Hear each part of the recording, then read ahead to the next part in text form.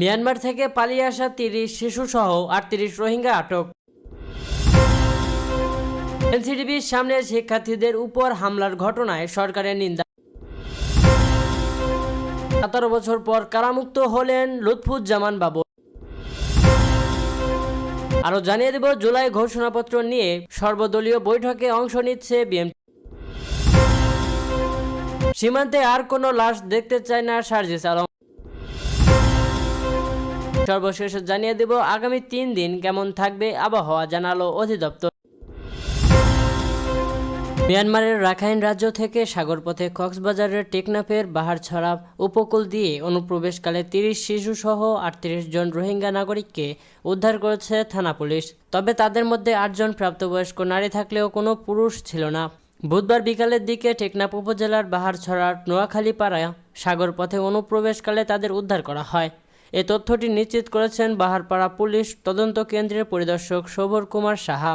Police বলেছে, সাগর পাড়ি দিয়ে বাংলাদেশে অনুপ্রবেশ করা রোহিঙ্গার এখন পুলিশ হেফাজতে রয়েছে। তাদের বিষয়ে ঊর্ধ্বতন কর্তৃপক্ষকে অবহিত করা হয়েছে। নির্দেশনা পাওয়া গেলে ব্যবস্থা নেওয়া হবে। শোভন কুমার সাহা বলেন, মিয়ানমারের রাখাইন রাজ্যের বিভিন্ন গ্রাম থেকে সাগর পাড়ি দিয়ে তারা টেকনাফের বাহারছড়ার নোয়াখালী এলাকায় গিয়ে দালালের মাধ্যমে অনুপ্রবেশ করেছেন। দালাল চক্রের লোকজন পালিয়ে যাওয়ার তাদের আটক করা সম্ভব হয়নি। ঘটনাস্থল থেকে 30 শিশুসহ 38 রোহিঙ্গা নাগরিককে উদ্ধার করা হয়েছে। বর্তমানে তারা পুলিশ হেফাজতে রয়েছেন। এ ব্যাপারে বিজিবির সহযোগিতা কামনা করা হয়েছে। গত 5 জানুয়ারি টেকনাফের মেরিন ড্রাইভারের সাবরাইং মুন্ডার ডেইল ঘাট দিয়ে একটি ট্রলারের নারী শিশুসহ 36 রোহিঙ্গা বাংলাদেশে অনুপ্রবেশকালে বিজিবির হাতে আটক হয়েছিলেন। পরে তাদের স্বদেশে ফেরত পাঠানো হয়। রাজধানীর মতিঝিলে জাতীয় শিক্ষাক্রম ও পাঠ্যপুস্তক বোর্ডের সামনে আদিবাসী শিক্ষার্থীদের উপর হামলা তীব্র নিন্দা জানিয়েছেন অন্তর্বর্তী সরকার। আজ বৃহস্পতিবার প্রধান উপদেষ্টার প্রেস উইং থেকে পাঠানো এক বিবৃতিতে এই নিন্দা জানানো হয়েছে। বিবৃতিতে জানানো হয়েছে, এই হামলার ঘটনায় তদন্তের নির্দেশ দিয়েছে সরকার। ইতিমধ্যে এই ঘটনায় 2 জনকে গ্রেপ্তার করা হয়েছে। অন্য অপরাধীদের শনাক্ত করা হচ্ছে এবং শিগগিরই গ্রেপ্তার করা হবে। সকল দুর্বৃত্তের আইনের আওতায় আনা হবে। এতে আরও বলা হয়, জুলাইয়ের গণঅভ্যুত্থানের বাংলাদেশের জাতিগত বিদ্বেষ ও ধর্মান্ধতার কোনো স্থান নেই। সম্প্রীতি নষ্টের চেষ্টা করা হলে সরকার তা কঠোর হাতে দমন করবে। গতকাল বুধবার সকালে এনসিটিবির সামনে অবস্থান নেয় স্টুডেন্ট ফর সভারেন্টি নামের একটি সংগঠনের শিক্ষার্থীরা। পরে এনসিটিবির সামনে সংক্ষুব্ধ আদিবাসী ছাত্র জনতার নামে বেশ কিছু শিক্ষার্থী মিছিল নিয়ে আসলে উত্তেজনা সৃষ্টি হয়। এক পর্যায়ে বেলা 12টার দিকে আদিবাসী ছাত্র জনতার ব্যানারে আসা মানুষের উপর হামলা চালানো হয়।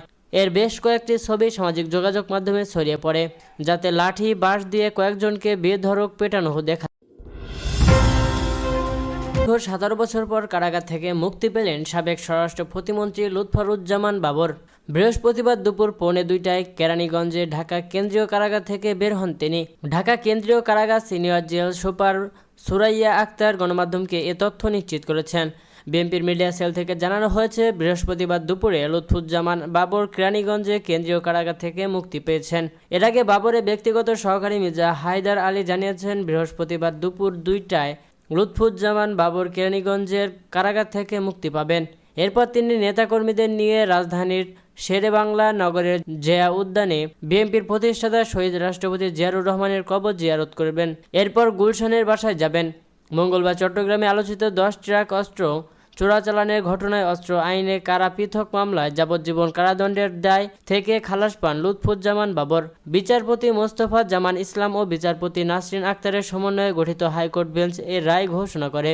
এ রায়ের মাধ্যমে বাবর তার বিরুদ্ধে করা সব মামলা থেকে খালাস পান। এদিকে নেত্রকোনা 4 আসনের বিএনপির সাবেক সংসদ সদস্য লুৎফুজ্জামান বাবরের মুক্তির খবরে বিএনপির নেতাকর্মী, স্বজন ও এলাকার মানুষের মাঝে এক ধরনের আনন্দ উচ্ছ্বাস তৈরি হয়েছে। তার নির্বাচনী এলাকা ছাড়াও ময়মনসিংহ নেত্রকোনায় অসংখ্য তোরণ নির্মাণ করা হয়েছে। নেতার মুক্তির খবরে এলাকা থেকে দলে দলে লোক ঢাকায় এসেছে। জুলাই গণঅভ্যুত্থানে ঘোষণাপত্র চূড়ান্ত করার লক্ষ্যে রাজনৈতিক দল ও অন্যান্য অংশীজনদের সঙ্গে আজ বৃহস্পতিবার সব দলীয় বৈঠক করবেন অন্তর্বর্তী সরকারের প্রধান উপদেষ্টা ডক্টর মোহাম্মদ ইউনূস। প্রধান উপদেষ্টার জ্যেষ্ঠ সহকারী প্রেস সচিব ফয়েজ আহমদ কালের কণ্ঠকে জানিয়েছেন, রাজধানীর ফরেন সার্ভিস একাডেমিতে বিকেল 4টা থেকে সন্ধ্যা 7টা পর্যন্ত এই বৈঠক চলবে। তবে সকাল থেকে আলোচনায় সরকারের এই বৈঠকে বাংলাদেশ জাতীয়তাবাদী দল বিএনপি অংশ নেবে কিনা বিএনপির সর্বদলীয় বৈঠকে যাচ্ছে না, এমনটা দাবি করেও খবর প্রচার হয়েছে সকাল থেকে। তবে স্থায়ী কমিটির সদস্য ইকবাল হাসান মাহমুদ টুকু গণমাধ্যমকে জানিয়েছেন, বিকেলে ওই বৈঠকে বিএনপির স্থায়ী কমিটির সদস্য সালাউদ্দিন আহমেদ যাবেন। বিএনপির জাতীয় স্থায়ী কমিটির বৈঠক চলছে এখন, এরপরে এ বিষয়ে বিস্তারিত জানানো হবে। এদিকে বিএনপির মিডিয়া সেলের সদস্য সাইরুল কবির খান বৃহস্পতিবার দুপুরে কালের কণ্ঠকে বলেন, এ বিষয়ে এখন পর্যন্ত কোনো সিদ্ধান্ত আমার কাছে আসেনি, সিদ্ধান্ত পাওয়ার পরে জানানো হবে। এর আগে মঙ্গলবার সন্ধ্যায় জানানো হয়, জুলাই গণঅভ্যুত্থানের ঘোষণাপত্র চূড়ান্ত করার লক্ষ্যে রাজনৈতিক দল ও অন্যান্য অংশীজনদের সঙ্গে বৃহস্পতিবার একটি সংবাদলীয় বৈঠক করা হবে। বৈষম্য বিরোধী ছাত্র আন্দোলন এবং জাতীয় নাগরিক কমিটির উদ্যোগে 31শে ডিসেম্বর শহীদ মিনারে জুলাই বিপ্লবের ঘোষণাপত্র প্রকাশের মাধ্যমে 72-এর মুজিববাদী সংবিধানের কবর রচনা হবে, এমন ঘোষণা দেওয়া হয়েছিল। কুড়িগ্রামে এক সমাবেশে বক্তব্য দিচ্ছেন সার্জিস আলম। জাতীয় নাগরিক কমিটির মুখ্য সমন্বয়ক সার্জিস আলম ঘোষণা দিয়েছেন, সীমান্তে আর কোনো ভাই বা বোনের লাশ কাঁটাতারে ঝুলতে দেখলে তা রুখতে তারা আরও ব্যাপক লং মার্চের আয়োজন করবেন। তিনি বলেন, ভবিষ্যতে এমন কোনো মার্চ আয়োজন করলে সেটি কাঁটাতারের সীমা পেরিয়ে যতদূর সম্ভব এগিয়ে যাবে। বৃহস্পতিবার কুড়িগ্রাম জেলার কলেজ মোড় থেকে শুরু হওয়া মার্চ ফর ফেলানি কর্মসূচি শেষে নাগেশ্বরীর নাখারগঞ্জ বাজারে আয়োজিত সমাবেশে এ বক্তব্য দেন সার্জিস আলম। লং মার্চটি শেষ হয় রামখারা ইউনিয়নের নাখারগঞ্জ গ্রামে ফেলানির বাড়িতে গিয়ে। সার্জিস আলম বলেন, আমরা পৃথিবীর সব দেশকে বলতে চাই, সীমান্ত হত্যার নামে কাঁটাতারের যে দমন নীতি চালু হয়েছে তা রুখতে আমাদের আন্দোলন সারা বিশ্বে ছড়িয়ে দেওয়া হবে। তিনি আরও বলেন, আমরা বাংলাদেশের সীমান্তে আর কোনো লাশ দেখতে চাই না। এর আগে যেসব নাগরিককে সীমান্ত হত্যা করা হয়েছে তাদের বিচার আন্তর্জাতিক আদালতে করতে হবে।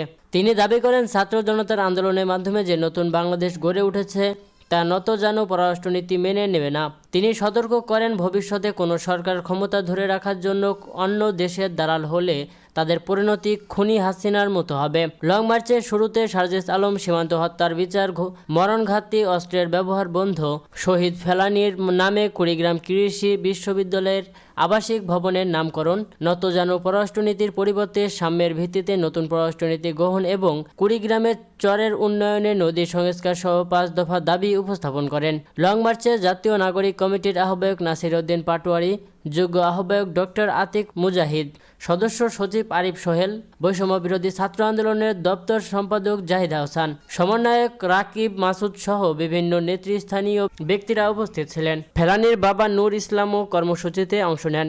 ফেলানি হত্যা 14 বছর পেরিয়ে গেলেও এখনও এর বিচার হয়নি। সার্জিস আলমের এই বক্তব্যে সীমান্ত হত্যার বিচার আদায়ের জন্য জনগণের মধ্যে নতুন করে সাড়া ফেলেছে। আগামী 3 দিন সারা দেশের আকাশ অস্থায়ীভাবে আংশিক মেঘলা ও আবহাওয়া শুষ্ক থাকতে পারে বলে জানিয়েছেন আবহাওয়া অফিস। বৃহস্পতিবার ও শুক্রবার তাপমাত্রা প্রায় অপরিবর্তিত থাকতে পারে।